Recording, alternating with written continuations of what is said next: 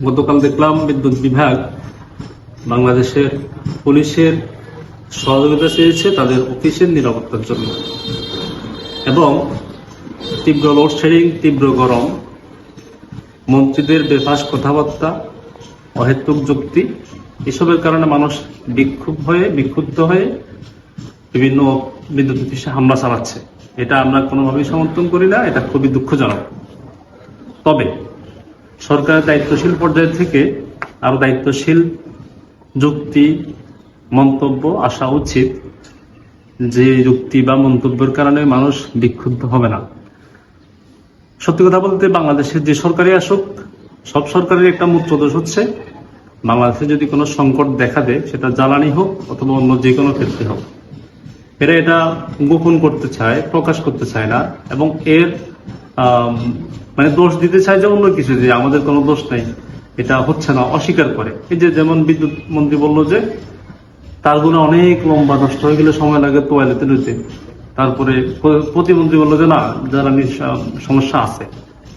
তাহলে দায়িত্বশীল পর্যায়ে যারা আছে ওনাদের কথার মধ্যেই হচ্ছে ব্যামিল, বৈসাদৃশ্য। এখন এই অবস্থায় আপনাকে অবশ্যই দায়িত্বশীল আচরণ করতে হবে।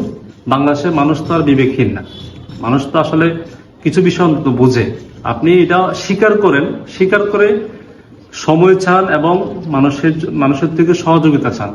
সময়ের জন্য মানুষকে বলেন যে আমরা চেষ্টা করছি, আপনারা আমাদের একটু সহযোগিতা করেন, একটু ধৈর্য ধরেন। কিন্তু এটা না বলে আপনি যদি বলেন যে না, এটা নাই, লোডশেডিং হচ্ছে না, এটা তো হতে পারে না।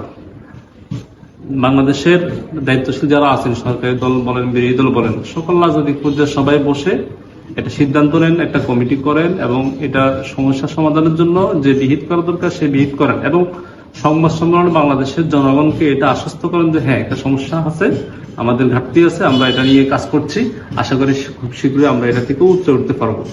কিন্তু সেটা না বলে আপনি যদি কথায় কথা অস্বীকার করেন, সমস্যা তো বাড়বে। আরেকটা বিষয় হলো, এরা প্রথমে এটা অস্বীকার করে, স্বীকার করে না, এরপরে কি করে, একটা সময় দেখা গেল এটা হয়তো দাম বাড়িয়ে দিয়ে এটা কি করে মানুষের উপর চাপায় দেয়, অথবা এটা আইন করে দেয়। ঠিক আছে, তখনও স্বীকার করে না, কিন্তু দাম বাড়াইতে বলে যে হ্যাঁ, এটা একটা বৈশ্বিক সংকট, এটা সেটা।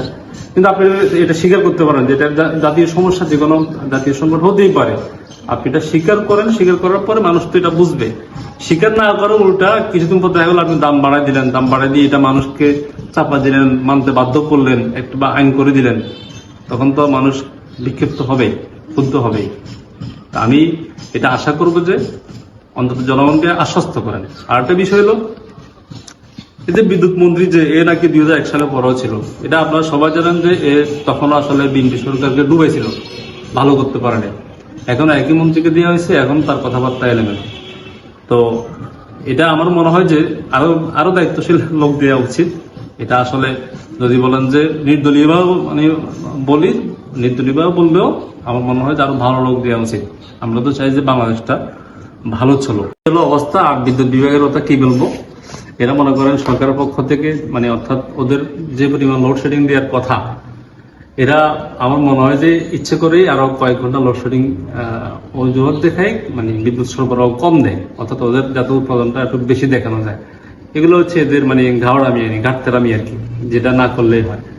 আর আমার মনে হয় যে এরকম একটা, যেহেতু সমস্যা আছে, এরকম একটা নিয়ম করে দেওয়া উচিত যে দিনে কয়েক ঘন্টা লোডশেডিং থাকার সম্ভাবনা আছে এবং কয়েক ঘন্টা বিদ্যুৎ সরবরাহ দেওয়ার সম্ভাবনা আছে। অর্থাৎ আপনি যদি 2 ঘন্টা কারেন্ট দেন, 1 ঘন্টা লোডশেডিং এ রাখেন, অথবা আগামী 2 ঘন্টা কারেন্ট থাকবে, এরপর 1 ঘন্টা লোডশেডিং থাকবে, এরকম একটা নিয়ম করে দিলে আমার মনে হয় সুবিধা হয়। যেহেতু এখন একটা কাজ করতেছে, হঠাৎ করে কারেন্টটা চলে যাচ্ছে, অথবা মাত্র কারেন্ট আসছে 20 মিনিট পরে চলে যাচ্ছে, আসতেছে 3 ঘন্টা পরে, কতক্ষণ আসবে আমরা সেটাও জানি না। আমরা হয়তো একটা কাজ করবো, সেটার জন্য অপেক্ষা করতেছি। এটার জন্য মানুষের সময় নষ্ট হচ্ছে, তারপরে ধৈর্য নষ্ট হচ্ছে। এই বিষয়গুলা বিবেচনা নেওয়া উচিত। বাংলাদেশ ভালো চলুক, এই সমস্যাগুলা খুব অল্প সময়ের মধ্যে সমাধান হোক, বাংলাদেশের মানুষ এই বিপদ থেকে মুক্তি হোক, এই দোয়া করি। এবং সরকারের এই বিষয়ে যেন অন্তত সবার সাথে পরামর্শ করে একটি সুন্দর সলিউশন আসে সরকারের পক্ষ থেকে, এটা কামনা করি। আসসালামু আলাইকুম ওয়া রাহমাতুল্লাহ।